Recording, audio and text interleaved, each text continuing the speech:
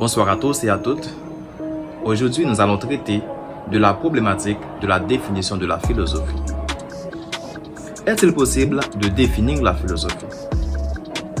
C'est la préoccupation ultime que se donne la vidéo d'aujourd'hui. Tout d'abord, définir la philosophie revient à procéder à sa délimitation, c'est-à-dire identifier ce qu'elle n'est pas, afin de se statuer sur ce qu'elle est. Commençons d'abord par l'ambivalence de la philosophie. Eh bien, la philosophie est quelque chose d'ambivalent, ou encore la philosophie est ambivalente, c'est-à-dire elle est à la fois critique, autrement dit réflexion et sentiment, désir et raisonnement, intériorité et extériorité, ce qui nous permet de la distinguer de la science ou de la connaissance. Eh bien, si la connaissance doit être portée sur un objet, la philosophie n'admet aucune possibilité de la réduire à un objet d'étude fixe. C'est ce qui fait, même si la philosophie et la science jettent un regard critique sur les phénomènes et tentent de répondre à des problèmes d'ordre existentiel, cela ne déduit pas leur unicité. En matière de rigueur et de réflexion, la philosophie peut être identifiée à tout, sauf l'opinion et la connaissance. Déjà, on a vu que la philosophie ne peut pas être limitée à un objet d'étude. La philosophie n'est pas l'opinion, tout comme elle n'est pas aussi une matière à vocation cognitive ou encore une connaissance.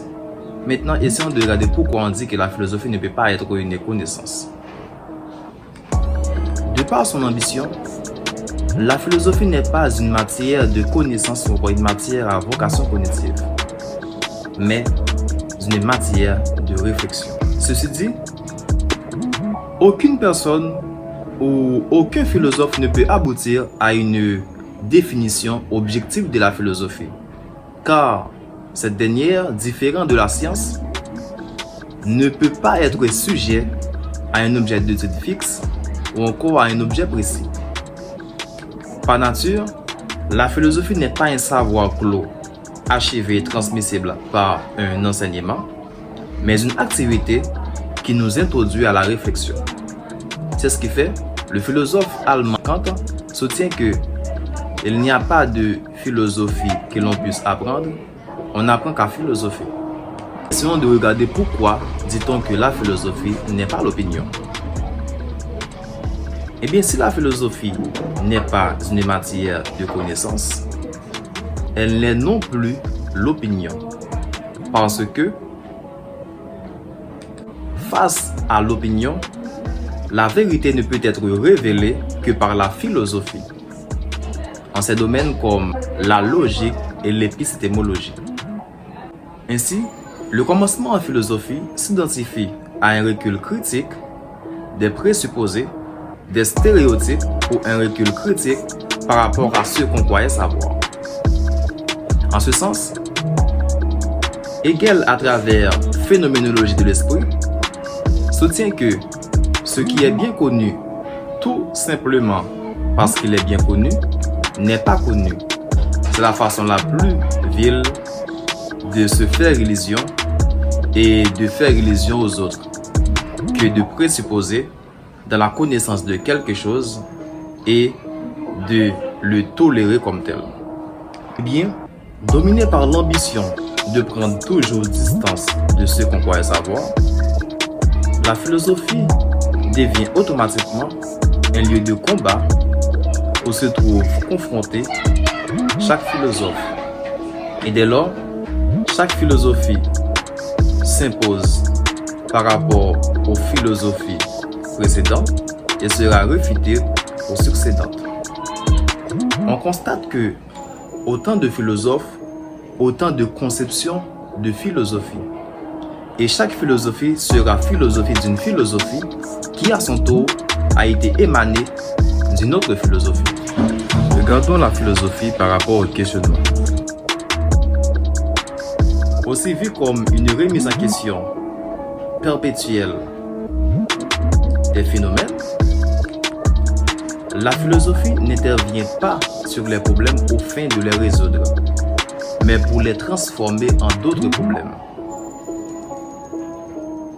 C'est ce qui fait Karl Jasper, dans Introduction à la philosophie, relate que faire de la philosophie, c'est être en route.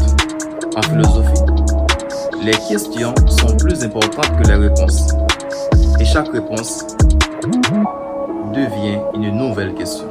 Si on reconnaît que l'activité philosophique est une activité de questionnement, eh bien les questions en philosophie ne prennent sens que si ces questions sont portées sur un problème ou encore permettent de dévoiler l'être ou encore d'accéder à la vérité. Maintenant, regardons à présent la définition étymologique de la philosophie. Du grec philos et sophia, philos qui signifie amour et sophia qui signifie sagesse, la philosophie pose problème même dans sa définition étymologique, parce que chaque philosophe donne sa marque au concept philosophie et aussi au concept sophia. C'est ce qui fait la philosophie se trouve comme une arène où s'affrontent les philosophes. Eh bien, maintenant, que peut-on dire de la philosophie? Eh bien, essayons de regarder comment parvenir à constituer la philosophie afin de lui attribuer un élément de définition. Maintenant, connaissant que la philosophie est problématique même de sa définition, connaissant que cette discipline n'admet pas un objet d'étude, ni des principes ou des règles fixes, ensuite, reconnaissant qu'elle n'est ni opinion ni savoir, et qu'elle s'intéresse spécifiquement aux questions, revient-il à renoncer ou à abandonner toute possibilité d'aboutir à une définition de la philosophie? Ceci dit, embrassant la complexité du réel, des possibles, des imaginables, des inimaginables, ensuite, s'intéressant à la totalité de l'existence, de l'inexistence, du réel, de l'irréel, du visible et de l'invisible, la philosophie ne peut être réduite à aucune définition objective.